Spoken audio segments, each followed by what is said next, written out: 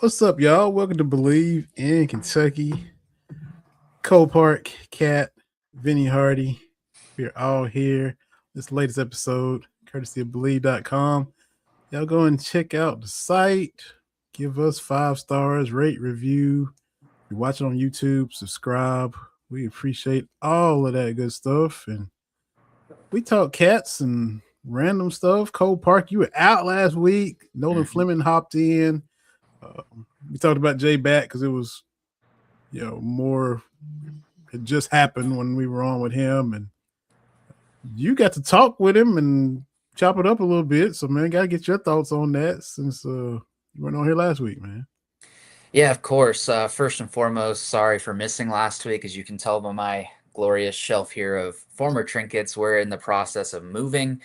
So that's exciting. We had to go and do some stuff, looking at the place, and finally got a place we like, and we're excited to move in shortly. But in the meantime, I was invited to a round table in the new studio over by Rupp Arena with a few other media members where we got to kind of sit down and go back and forth with Jay Bat a little bit. It was a lot less. It was very different than just like a media scrum where everyone's sitting out there talking. Like it was really just sitting at a round table, kind of going around talking to him, getting different things. And so far, so good. I like everything I've heard out of him. I put out a story for the Cat's Paws. There was a lot of people concerned. Um, he's obviously spoken very clearly about the need for football to kind of drive the bus in the modern college landscape. And of course, he also recognized that Kentucky historically is a basketball school. So basketball needs to continue to compete at that level. When we asked him what that level looks like, he said, I don't think there's there's no way to confuse it. Elite success at the college basketball level is expected at Kentucky. And elite success is national titles, being ranked, being consistently one of the best teams in the sport. So that was good to hear. But also with those non-revenue sports is what I wanted to ask him about. When you look at Kentucky, even if it doesn't tend to make our episode as often as maybe a men's basketball or a football does, Kentucky does have a very storied history. Kenny Brooks is building a great program in women's basketball. Baseball is on a 4-year postseason streak with a trip to Omaha in there. Softball just recently snapped I think it was like a 16-year postseason streak that included a World Series run. Rifle has 4 national titles. Mm-hmm. Stunts, even stunt, one of the newest sports they have, has been a runner-up to the national title multiple times now. I think they just finished up recently as well. I did not check that email. Yeah, again, another national runner-up, probably to Cal Baptist. That's usually how it goes. But regardless, there's a lot of very good programs here, right? That's the point I was getting at. So I kind of asked him, what about those sports? What's going to happen with them? And his answer, if you read the story and it's on there, but his breakdown was he played college soccer. Obviously, we knew that before. He was a national champion at North Carolina, but he said he described himself as a hopeless romantic for the non-revenue sports, that he wants to continue to have all those sports compete at the highest level. Um, I also kind of threw in a little question there about some club sports. We've seen a couple club sports over the years be elevated to varsity status. He said right now we're just focused on the sports we have and making sure they get the resources they need to compete at the highest level. So, no definitive statements on certain programs and what their futures look like. But generally speaking, you can expect under his leadership that his goal is to make sure that Kentucky is not just a 2-sport school. He wants to be successful across the board, and that is really Mitch Barnhart's lasting legacy. When you look back at Kentucky and what he was able to build during his tenure here, was really just, I think the way Bat described it was broad-based success across the entire athletic department. So that's something he wants to try to maintain. And when I had a chance to speak with him, it was not that long after he got hired. So there was certainly a lot of things he couldn't give a clear answer for. And he acknowledged that a few times. He's like, I would love to give you a better answer. That's a great question, but I have to get settled in first, get some more information, then I can give you a better, clear answer on that question. So there were a few things that weren't able to be fully answered just by way of when we spoke to him. But all in all, from the answers he did give us, I think that it's very exciting. I think he's an athletic director that one that you need in the modern age, especially in terms of building funds, getting capital to the university, making the sports financially able to compete at the level required in the modern landscape. So I think that's all very, very exciting. Yeah, I'm with you. I'm with you. And he said all the right things. Talked about it being a destination job. Talked about Hmm. his this is where our kids are going to graduate. That's all the stuff that you want to hear. That's how win the press conference. A lot of times we kind of get cynical because we hear that a lot at introductory pressers. And so, hey, this is the first time in a long time, and like Nolan, he's not much younger than you. First AD change in his life. Mhm. Same, pretty much for you. Or if you were born, you were like a infant when Mitch Yeah. Barnhart came on the scene. I mean, I remember seeing Newton giving the title, the trophy to Tubby Smith when they won it in '98 as the athletic director and on the chairing the committee and things of that nature. So that was pretty cool because he caught a little flack for hiring Tubby. So it was very gratifying for him to be able to look, I picked this dude in spite of what y'all said, and I can hand him the trophy. So, but that was a long time ago. So it's the first time for anybody that's been a change at an AD. And similar to Stein replacing Stoops, Pope replacing Cal, almost a 180. Like the only thing these guys have in common, their last name starts with B and ends in T. As far as Barnhart, that's about it. Um, he seems to be more outgoing and more. I'm sure the fans are going to hold him to it. I'm going to be out there. Y'all going to get tired of seeing me. That's a little bit different as far as that goes. So if we see him in around Lexington throughout the Commonwealth, it'll be cool to see all those things too. I don't know. My mind went here. I don't know if yours did as well, Cole. Sometimes we tend, I'm not saying skeptical. I think we're realistic sometimes and try to keep it objective. There's nothing we can do about what I'm about to say, and we'll cross that bridge when we get there. You already mentioned that he went to North Carolina, won a championship there. Bubba Cunningham is about the same age as Mitch Barnhart. And I'm just saying that, if the alma mater comes calling, it's not crazy that, this could be something that happens and he's listening to an offer to be the AD at his alma mater. I'm not trying to be Debbie Downer. I'm just saying it could happen. And if, cross that bridge when we get there, and if he goes over there, fine. If Kentucky tries a match, is part of it. But it's definitely could. Bubba's not going to be an AD as long as Bat is going to be. That's plain. I mean, 20-year age difference. So who knows? It might happen. That's all I'm saying. Yeah, I mean, it's definitely something to keep in the back of your mind. I Yeah. think it's similar. It reminds me a little bit, like when Stoops was here for the longest time before people wanted him gone. Before the whole A&M thing happened, everyone always said, the only school you really need to be scared about is Iowa, Iowa, Yeah. Iowa. And, it was something that was definitely important to keep in mind, but ultimately it didn't really end up mattering. So I think that there is certainly something to that you have to consider, that you have to kind of keep in mind. But Yeah. kind of like you said, we'll cross that bridge when we get there. For now, you just hope it doesn't come up. Yeah. And I'm just saying that basically mouths shouldn't hit the floor if and when that happens. That's all. Right. Yeah. It shouldn't be, oh my God, I'm blindsided by this development. That shouldn't be what happened. I'm not saying it to be negative. I'm just saying it's a possibility, and so don't be shocked if that did happen. And like you said, the Iowa stuff happened. The Cal to the NBA stuff happened every year for several years, especially when you're 4 Final Fours in 5 years. When he really was rolling, it was season ends. Here come the rumors. Oh, Cal's going to Philadelphia. Oh, the Lakers, and they're so it's just kind of comes with the territory. So it does. It's part of it, and it's something that you keep in mind. But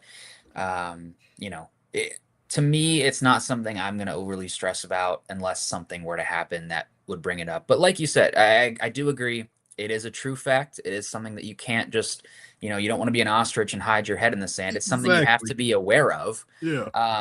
But oftentimes, sometimes those things happen for sure. But also sometimes you can spend time stressing about it, like the Stoops Iowa thing, and it never even comes up. So we'll see how it goes. In the meantime, all we can really do is take that face value and what he's saying. With this being a destination job, I mean, the University of Kentucky is one of the best athletic departments in the country, and that's not bias. I mean, you can look out. I'll list a couple others that are fantastic. Texas has a fantastic athletic program. Florida has a really good one. Just when you look at across the board success in a bunch of different sports, there's a ton of schools that there's a ton of schools that are really good at sports, right? But there are less schools that are good at broad, almost all sports. So Mhm. Kentucky's one of those teams that tends to compete in almost every sport that they're involved in. So it is definitely a very highly ranked athletic department to be a part of. It's not, we always think of Kentucky as, a basketball destination, but really and truly, it's kind of similar for athletic directors in terms of what you'd be inheriting and the legacy of Kentucky. So there is a lot of things that would keep him here. For now, he says it's a destination job, and we kind of just have to take that at face value. But it is something to keep in the back of your mind. Absolutely. So we definitely had to just kind of backtrack and get your thoughts on J Bat and everything, and Mm. that was kind of the latest development while you're out in the summer. So get your thoughts on there. We're scrolling ahead. Of course, the NBA draft is coming up in a little bit, so we're gonna do our preview. Again, just gonna say that we're coming to y'all live on Bleav.com. So go to applepodcast.com, give us a little 5 stars. We'd appreciate that. And you can actually scroll down to where it says rating and review. Click on that. Give us a little 5 star. You want to take a little time to write a comment. We would appreciate it. That stuff helps the show grow. If you're watching on YouTube and you haven't subscribed, subscribe. If you have, we appreciate it. If you know somebody that would enjoy the show, tell them, and then tell them to subscribe and rate and review as well. NBA draft coming up in an hour and 12 minutes and a few seconds.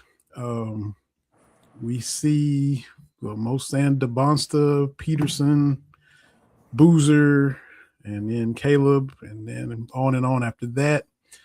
We're looking for Otega and JQ. Mm-hmm. When will they hear their names called? Because that'll be Kentucky's 2 chances to have, a guy on a roster for this upcoming season, a rookie. Mm-hmm. Yeah, absolutely. I think that first and foremost, stepping back from my Kentucky beat reporter shoes, there's a lot to be interested in this NBA draft. I mean, we saw the Giannis Antetokounmpo trade. Yeah. That we're gonna see how that affects things. As a Celtics fan, that sucks, but I I'm was a, some of this. I was some of this with my friend. I will say, I when I came at him for the conversation, I was like, "This is awful." Um, and he kind of tried to push back a little bit with yeah, but it was a better offer. I agree. I agree. Miami Heat just completely depleted their pantry to get Giannis Antetokounmpo. They threw yeah. a lot more at him than the Celtics were going to.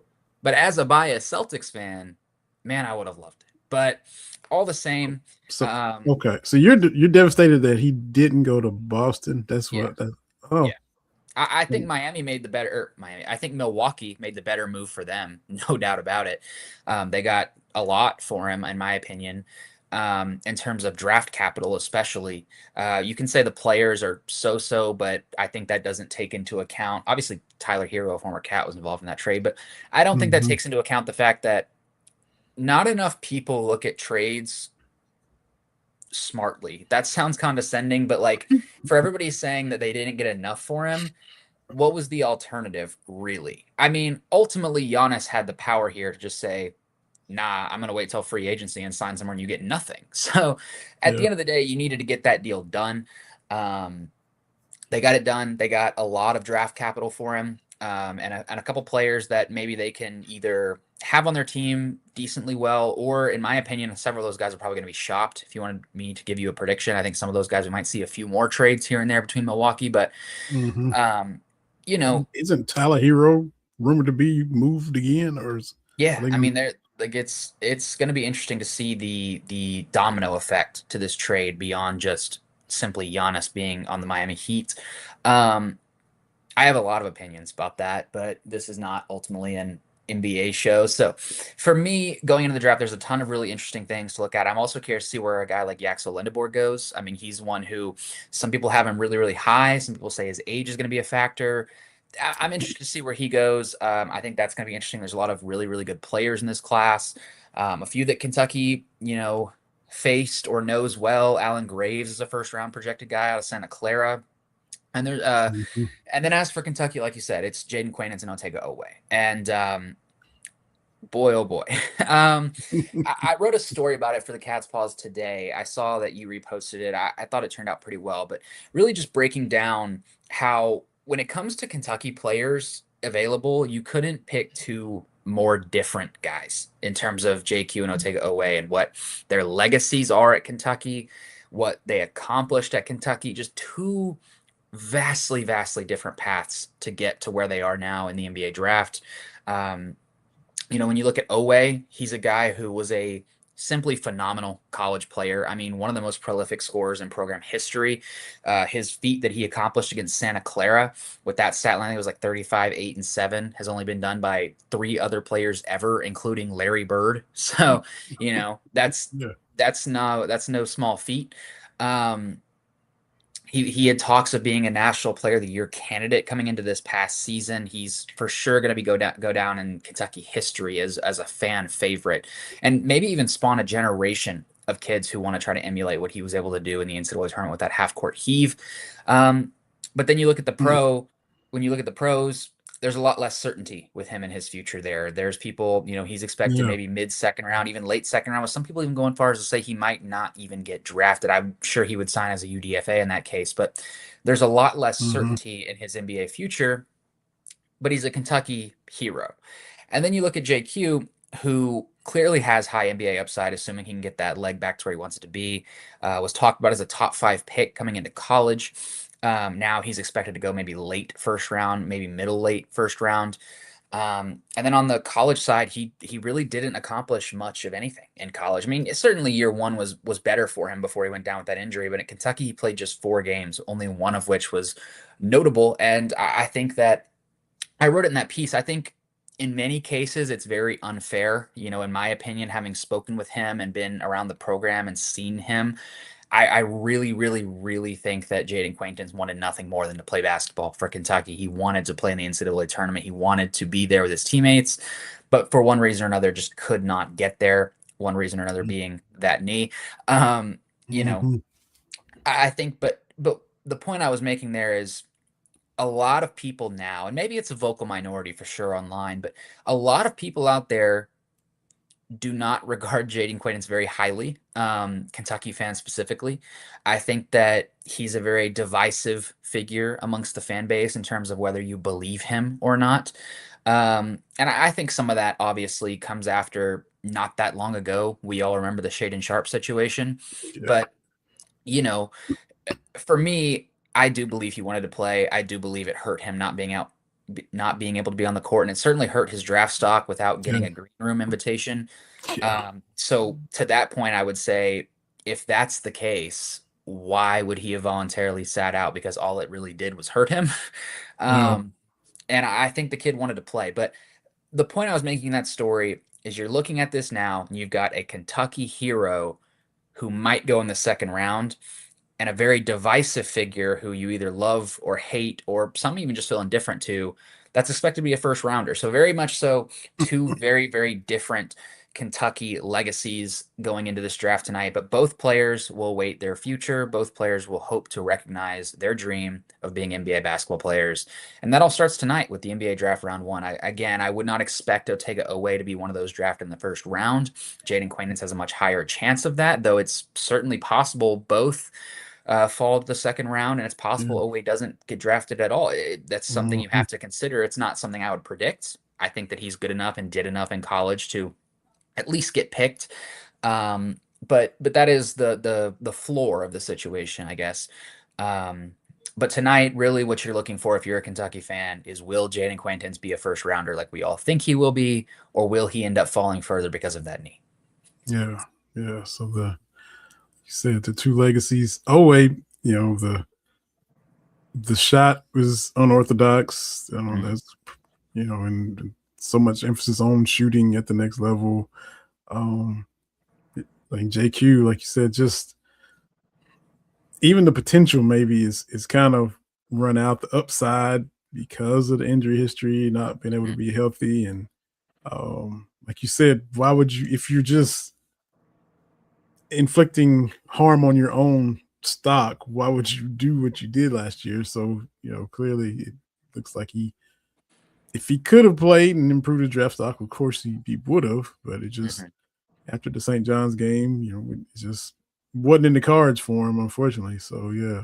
Yeah, It so was something you could have noticed in real time too. I mean, after the St. John's game, he never looked that good ever again. I remember I actually asked Mark Pope about it after the Missouri game. I think he had just 1 point in that game, and I asked him, what do you say to him? What do you say to the people who are criticizing right now? And he tried to defend his player, which I commend. He said that he's not just struggling; he's coming off a serious injury. It's not responding the way he wants it to. He's getting used to this, and he's really coming into the time in which he started. I know the Bellarmine game was in there, and St. John's was in the CBS Sports Classic, but really starting a season basically in SEC play is a tall task for anybody. And it was after that Missouri game that ultimately going into Mississippi State, we found out he would not play, and then he never played again. So you could see anyone with eyes could see that he clearly was not 100% after that St. John's game. He tried, but never could really establish himself in the way he wanted to.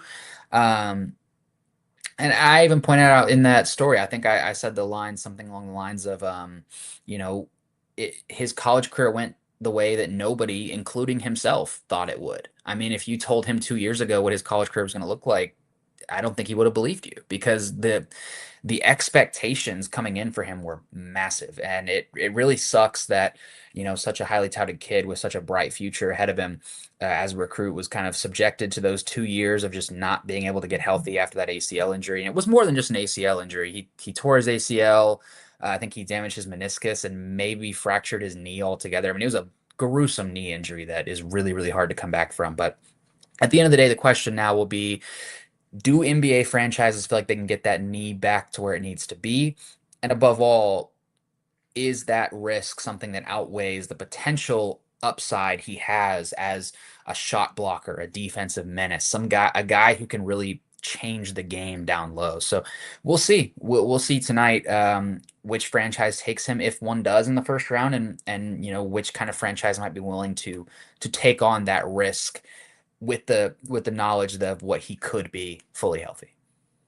and everybody usually has uh, a lot of stops now. I mean, look, Devin Askew, and I mean, even a lot less stops. But his journey, like you said, originally committed here under Cal. He planned on coming, and then the coaching change goes out there to Tempe with Bobby Hurley, Arizona State, and then he's back, but he's hurt, and so yeah, that's a weird journey, unpredictable journey, uh, unexpected path. But yeah, so yeah, for sure. When you think, and the excitement when he first committed, oh, this kid is crazy. He's a freak athlete. Oh, I mean, you remember how? I mean, it was, and that's 2 short years ago, and how much has happened and how much has changed in that short period of Yeah, time. I also would say too, it personally kills me. And I'll try to be guarded in how I say this because I know I'm a victim of it too sometimes, but it kills me how short term memory is in sports sometimes. Because I remember after the season, and even while he was re-injured, there were so many people just hammering Pope about why would you get this kid in the first place? Why would you give him that much money to come here knowing he had the injury concerns? And to that point, I would throw a pie in your face because what are you talking about? Hindsight is 2020, but we knew he was injured when he committed, and everyone was stoked, dude. Everyone was so happy Yeah, with the concept of modern medicine being what it is, and the potential he had. I think again, hindsight is always 2020. If you'd have known how it would have gone, I don't think you go and get him. But if you had put Mark Pope back in that same position, not knowing what he knows now, I'm sure he'd take that kid 10 out of 10 times, and I'm sure most of the fan base would say the same thing. If you yeah, didn't know how it was going to go, just knowing what modern medicine is, knowing what his upside is, knowing he's a future NBA player, you take that guy. You yeah. do. It's just the Totally. fact of the matter. But when it doesn't work out, when he's sitting on the bench collecting a check and injured, not able to play, everyone said, well, it was stupid to get him in the first place. You shouldn't have done that. Okay. Those same people were probably celebrating when they got him in the first place. It is a Yeah, very, very unfortunate way that it worked out. I wish more than anything for all parties that it hadn't gone that way, that it could have been better. I'm sure JQ wishes it could have been better. I'm certain Mark Pope wishes it could have been better, but ultimately it wasn't. That's what we got. And hindsight will always be 2020. But at the time, I don't blame Mark Pope for getting him. I don't at all fault anyone for being excited about him. And I don't fault him for believing that he could get that knee back and really be a contributor at Kentucky. Unfortunately, on all accounts, it proved to be wrong. And that's just the Yeah, way it played out. yeah. You can. You would have got scrutinized for not rolling the dice had he not Exactly. rolled the dice. So yeah, he's a no win situation, and um, mm, yeah, that's true. That's pretty fickle to when you look at it. Put it that way for sure. Um, mm, And I mean, I get it. I'm guilty of it too sometimes. There yeah, there are absolutely times covering these sports that I have a short-term memory and I'll push back on something that I wholeheartedly agreed with before just because of, emotions or watching the games and it not working and everyone wants to, feel like they know what's best. I do it sometimes myself. Anyone who's watching does it, and anyone who says they don't is lying to you. yeah, Every single person on the planet does it, and not just with sports. They do it with everything in their lives. But hindsight's always 2020, and at the end of the day, JQ's tenure at Kentucky will be a divisive one, a little bit unfairly, in my opinion, but it is what it is, and those are the cards he was dealt. And presumably, if he gets drafted in the first round tonight, he will join a long list of Kentucky basketball players with Kentucky under their name when they get drafted into the NBA. yeah. It was I forget who it was that was putting the clip up. I forget the account, but they said, and it's true. If Isaiah Jackson was on any other team, he would get Mhm, talked about more. And just the highlights and things he was doing on that, you know, subpar team on Kentucky, like traditionally speaking team. I'll never forget the baseline drive, reverse slam on Fulkerson at Knoxville against, mhm. always, the highlights of Tennessee always come to my mind first. But yeah, see, his his time at Kentucky, his season is looked at in an entirely different light if the wins translate. Oscar Sheboy, heck, Mhm. if the marches are different, his tenure is looked at differently, and he's player of the year. Um, a cheat code on Big Blue Roulette, and Mm. if just the tournament, unfortunate into those seasons, and his even he has um tarnish on the shine of his career. So yeah, Yeah, I mean, I think it's something that makes people a little bit uncomfortable to talk about, and it's something that it matters. I forget which story I wrote it in, but there was a story I wrote recently, um, about something or the other. And the point I'm making with that is in that I said, or someone told me that who you're playing with matters for your legacy almost as much as what you do. And it's just true. I mean, if we're yeah, being honest with ourselves, people don't like to admit that. But the legacy and the lasting impact a player can make is partially defined by those who are around him. It just yeah. is. It just is. At the end of the day, you can be a great player, but if you're on a bad team, that's going to hold you back. And then you Oh, can be an average player on a great team, and people will remember you for decades. Like that's just the way it goes sometimes. And you don't have full control over how you're remembered and what happens. Um, while you're there. It's the fact of the matter that there's a lot that goes into legacy and memories and how a player is perceived beyond just what they personally do. yeah. I mean, Mitchell Robinson is Mhm. never going to be forgotten. I mean, the offensive rebound was clutch, but his season, I mean, you foul him as soon as he gets in there. You do the hack of Mitch because he's not a good free throw shooter. Uh, is he solid? Is he serviceable in his role? Yeah, but is he an all time great player? No, but is he gonna be revered in New York? Yeah. So I mean, he's just. I I mean, I'd be curious to know how it would change a guy like Davion Mintz's legacy if he wasn't on those teams he was on. If he was on a different set of Kentucky teams, how would he be remembered? Because right now, I mean, there's a lot of people who love him for sure, but I would also say there's a lot of people who might not even really know him that well because his time at Kentucky was not one that was defined by success, yeah, despite him yeah, being a fan favorite while he was here. Um, it wasn't defined by success, so it doesn't stick in the memory the way other players, maybe even some who weren't as good as him, do. And that's just the fact of the matter. Yeah, like you said, when he was the bright light that everybody was clinging to through those lean times, and then that season is over, and you flush it and move on, and you were clinging to what he was doing in the moment. Then you kind of forget it. Owe might get the similar treatment. You barely got out of the first round this past year. That I mean he's the reason. Mm, Uh, his game winners against Oklahoma, those won't be forgotten. But the March runs still haven't seen, the Final Four run or anything that can just burn stuff into our mind.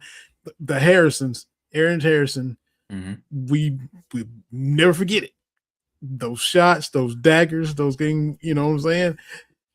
And Owe doesn't have that long of a run, doesn't have that deep of a run, and it doesn't get ingrained hmm as indelibly. Yeah, So, we'll see. We'll see. It'll be interesting. Um, I'm also interested to see. Personally, I think I'm ready to be disappointed, but I'm interested to see how BBN at large reacts when JQ is drafted. I'll be interested to see mm-hmm. that for sure because tying this all back together, that talking about what we are talking about with legacies and the memories, it is a divisive legacy that he leaves behind at Kentucky. So I'll be interested to see how that's received. Um, and I don't think that there's any doubts as to how Owe is going to be perceived when he gets drafted. Yeah, yeah, that's true. That's true. It won't be Shaden Sharp level, but JQ will have some that, like you said, that aren't thrilled or I posted you that know. story like an hour ago, and I've already had a comment on it, basically going against what I said in the story Hmm, about saying that they still feel like he kind of did Kentucky wrong, hmm, and my response was basically everyone's entitled to feel how they feel, everyone's yeah, entitled to think what they think, but my opinion is that that isn't entirely fair, and I think hmm, that in my opinion, in my conversations, in my knowledge of the guy, I think that he wanted to play Kentucky basketball and just simply was not able to. No athlete ever wants to hear that their body could not hold up to match their mind and their dreams, but unfortunately, while I think that there's still every hope that he could be great at the NBA level, and personally, I'm rooting for him. As far as his college dreams go, it will all be for naught. He will basically leave having accomplished, by his standards, very little in the college game, and hopefully will be able to do better than that at the NBA level. yeah. Um, Speaking of moving to the NBA level, Dusty May has moved to the NBA level, and it's going to Did be he sure did. hard for him to do better than he did in college. In the 8 years he was a head coach. Yeah, I mean, Uh, what a ground shaking move. I remember that's one of those things that for me, I feel like I'm pretty in tune with like what's going on, generally speaking, and mhm. like what's going to happen. There's certain like big headlines that people will get shocked by that for me, I'm just like, okay, yeah, like that finally happened. But this one I forget what I was doing exactly, but I looked at my phone and I said, what? Like, I beg your pardon?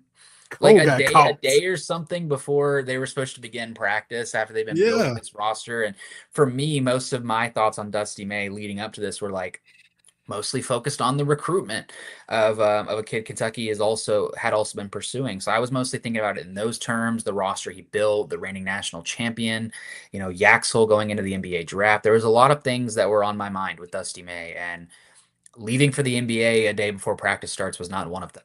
So that it definitely caught me off guard. They had his name on the jumbotron for his basketball camp in Chrysler Arena, Dusty May basketball camp. So, I mean, was he? I don't know. Who knows when he was thinking about it? But we saw, and we basically when they won the title, they were all like, "Hey, enjoy this now because we're never going to be together again after tonight." Like, even when we get the banner in the rafters, it's nobody, dude's gonna be overseas, dude's gonna be drafted. We gotta accelerate our celebration and kind of Mhm. put it in this bottle right now while the confetti is falling. He maybe he's kind of stoic anyway, but he wasn't really ecstatic. He did because gotta recruit. I gotta as soon as I get to the locker room, I The gotta transfer recruit. portal, like that Yeah. comes up immediately. So I think that I really like the piece done by CBS Sports Matt Norlander, someone that I get along with well, who I've always enjoyed his writing. I think he's one of the best on the scene when it comes to covering college basketball. He detailed a pretty lengthy story, kind of just looking at Dusty May's psyche and how he was this past year. And there was a lot of that. I mean, a lot of the points you're making there. And to me, regardless of what anybody says, it's hard for me to see it as anything other than an indictment of where college athletics is right now. That the coach that just won the national title says he can't really enjoy it because he's got to re-recruit his own team and start talking more with players that are in the portal right now that they've already been linked to. And, I think that when it comes down to it for me, a lot of coaches could or want to, but don't.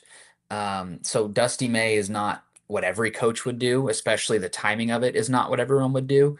mhm. But I just see Dusty as another coach in a very long line of coaches in the last 5, 10 years that have left the game before many expected them to because of the game. I remember I was doing a story, um, and I got to speak. Have a personal phone call with a Hall of Fame caliber coach who's not currently coaching at the D1 level, and someone who accomplished a lot during his time, won a lot of games at his time at multiple different schools. And one of the things he told me, like he just straight up said it on the phone call. He said, "I just don't like where the game is right now. It's not Mm. fun to be a coach anymore."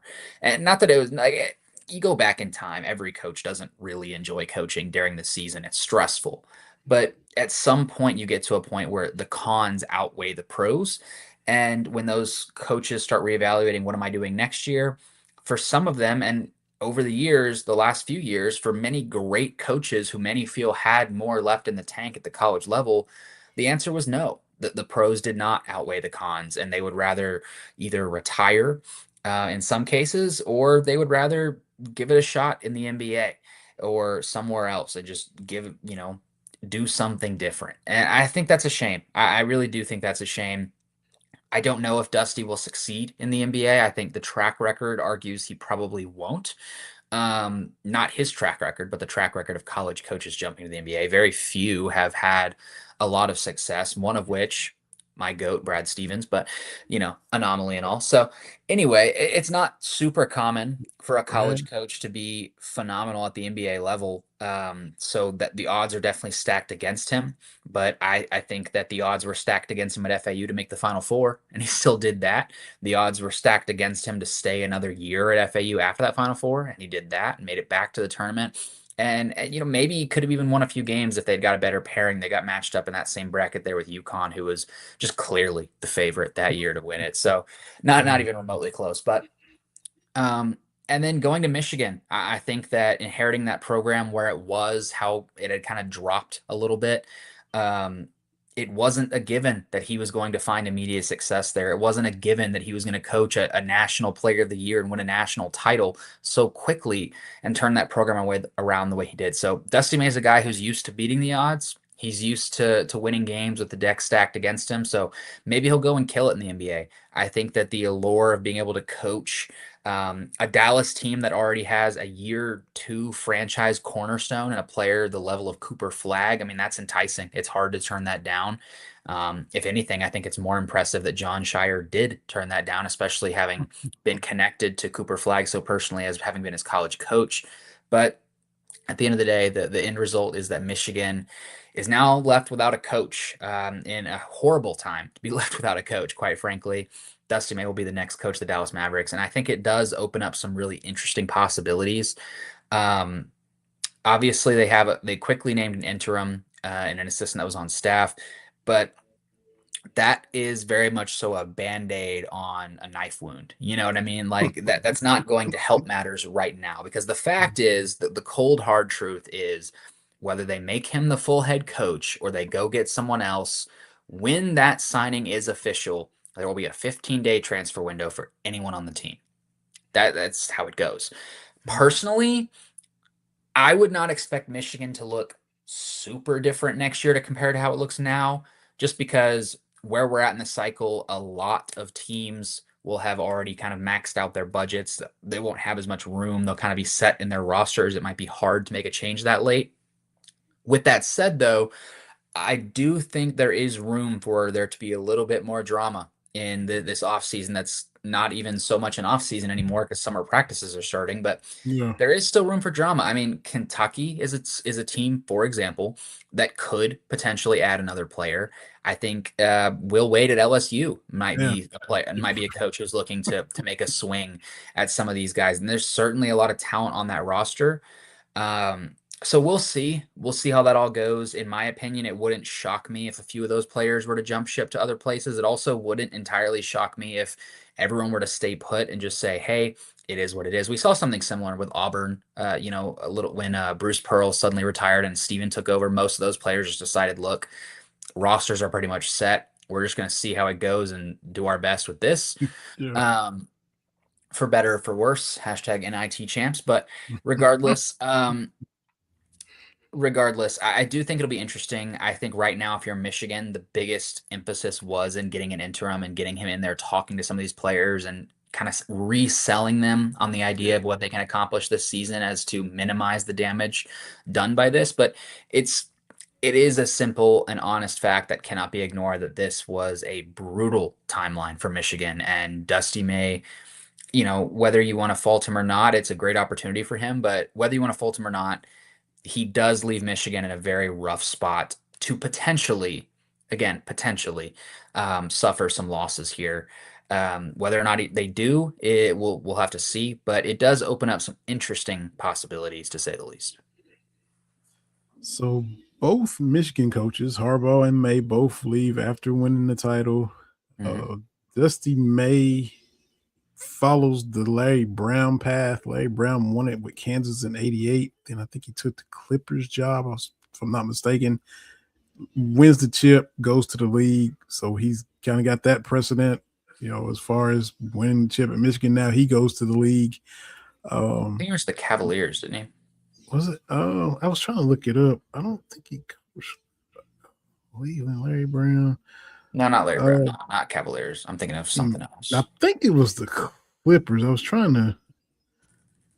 Yeah, but he was basically the, I don't know, outlier as far as having success at both levels. Jimmy Johnson in football, Cowboys, and what he did to you. Here's what Larry Brown at Kansas, and then wins a title with the Pistons in '04. So Well, this isn't an uncommon thing for Michigan either. It was back in 2019 when they lost their coach to the Cavaliers. That's what I was thinking of. So, Beeline, yeah, yeah, no, Beeline. second time in a decade that they've lost their head coach to the NBA, and then you have Juwan Howard in between there. So, exactly. So, that's all we'll say about that. Exactly. So, all the things you coach. Oh, he went to the Spurs. I'm sorry. Went to the Spurs from '88 to '92. I knew he left somewhere, and he coached the Clippers at some point. Mm-hmm. Left the Spurs to coach the Clippers. There we go. So San Antonio was in between. Larry Brown goes from Lawrence to San Antonio to the Clippers. There it is. Wembanyama was not walking through that door. He was not. He was not even born yet. He was not even born yet. So no, he had David Robinson though. He did have Robinson. He did. Did not make it to Tim Duncan because Pop, when maybe Bob Hill or somebody before Pop, he didn't. Well, Duncan was drafted after the 96-97 season at Wake with Dave Odom. Yeah, Larry Brown. I'm talking about, but Larry Brown was not there to coach him at San Antonio. It was Bob Hill or Popovich won. Larry didn't stay anywhere long. He got itchy, feet in the NBA, and he was moving. I'm gonna be here a couple of years, and then I'm moving. But he did win a title with the Pistons and one with Kansas in '88. So, as far as success at both levels, he was able to do it. Was nice. I talked to him at covering the Kentucky-Kansas game at Rupp Arena. I was kind of standing in the overflow to the locker room and just looked to my right. Like, wow, that was Larry Brown. I was like, "How you doing, coach?" So we talked for a minute, and that was kind of cool. And he Mhm. was torn. He was torn. He really was legit torn because having coached at Kansas, it's Kansas, but Cal was an assistant for him as well. So he had love for Bill and he had love for Cal, and he was kind of torn, like watching two of his sons coach against one another. So that was neat just to hear him talk as we watch Kentucky Kansas there at Rupp Arena. So that was Mhm. cool little memory. Yeah, Chopping it, good little memory. yeah, chopping it up with Larry Brown. Man, the SEC got another championship thanks Mhm. to Oklahoma Mhm. just getting white hot at Yeah, the right time. I don't know. If you'd have told me at the start of the tournament that Oklahoma was going to win it, I would say, "What in the world happened to Georgia Tech?" First of all, and then after that, I mean, like, honest to God, I think I would have just been like, "Okay." Like with the way the college baseball tournament goes, sometimes, sure. I saw a really really funny tweet that made me laugh. It said the men's college world series is super cool because 64 of the best teams in the country all come together to fight for a trophy that's either going to be won by the best SEC team or the worst SEC team available. One of the two. It's either the best SEC team in the field or the worst SEC team in the field. One of those two is winning the title. Everyone else, best of luck. Unbelievable. What I didn't even, were they like 13 and 17 in conference too? Something like that.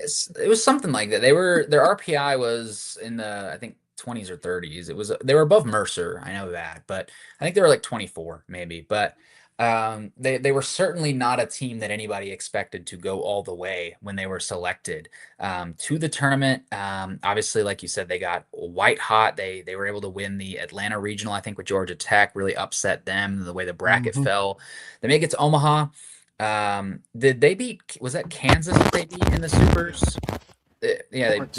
they beat Kansas and Lawrence for the Supers. I think they swept them too. Unfortunately, I think all the Supers were sweeps, weren't they? But regardless, they get to Omaha.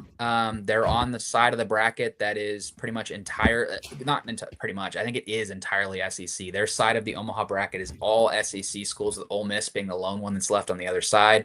Yeah. North Carolina makes it there. Oklahoma somehow makes it out of there, and everyone goes, okay, here comes another really great North Carolina title, something that, they're a very good baseball school, something that wouldn't shock anybody.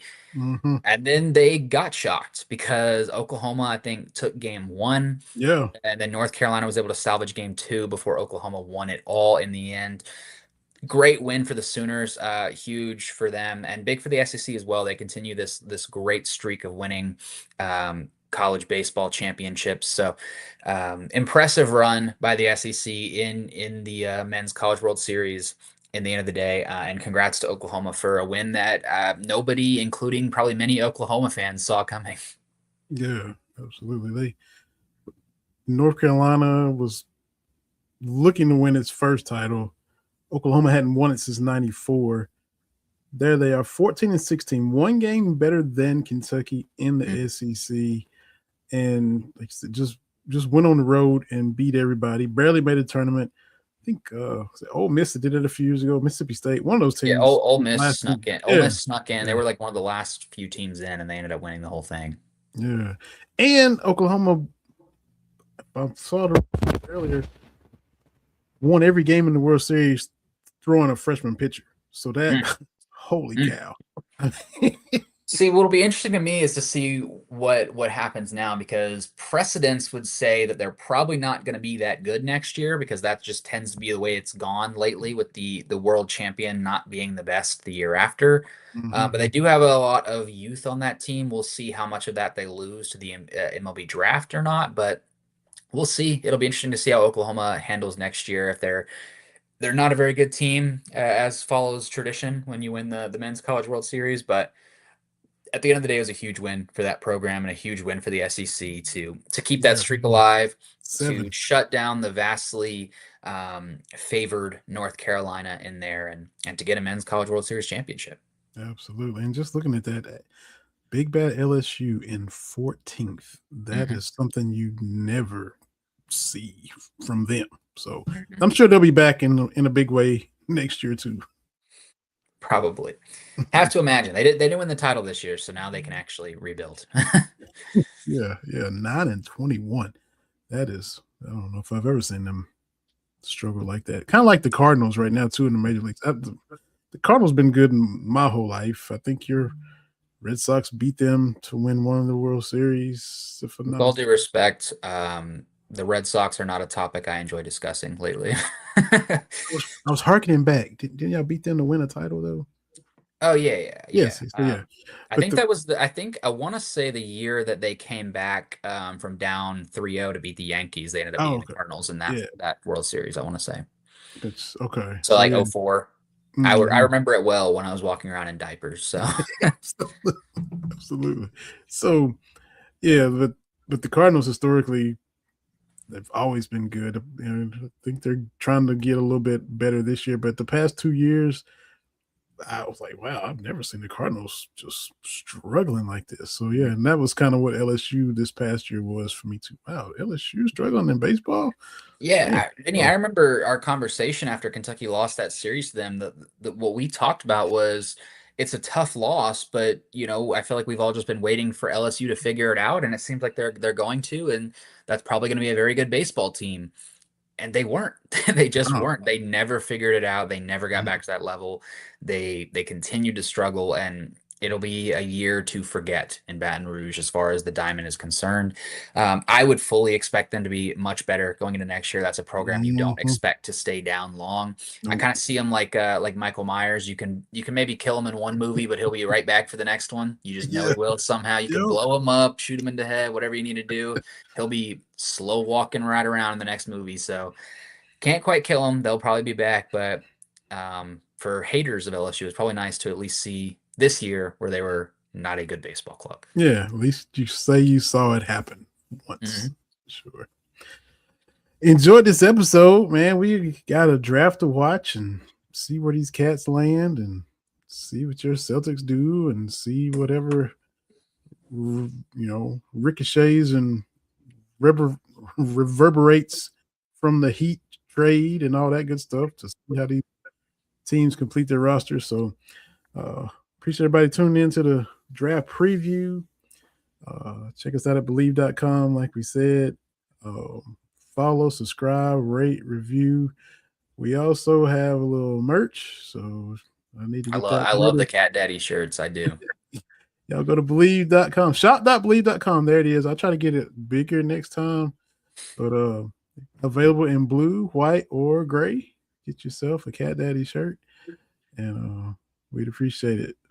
Subscribe, rate, review. Check Cole out on the Cat's Paws. Football yearbook is out. He's got stories out, all kind of good Going stuff. and getting started on the basketball yearbook, so Yeah, see, it's staying just busy. absolutely. So congrats on getting the move and all that wind out, and it's all gonna fall into place. And we'll be back next week on Bleav in Kentucky. Trying to get Mark Story in here. It'll be a little fun. Chop it up with him from the Her Leader, friend of the podcast, and we'll roll on through the summer. Go Cats! Talk about this draft and whatever else comes into our minds to say onto these microphones. Cole Park, this is Vinny Hardy. Another episode of Bleav in Kentucky on the Bleav Network. Go Cats! We'll see y'all next time.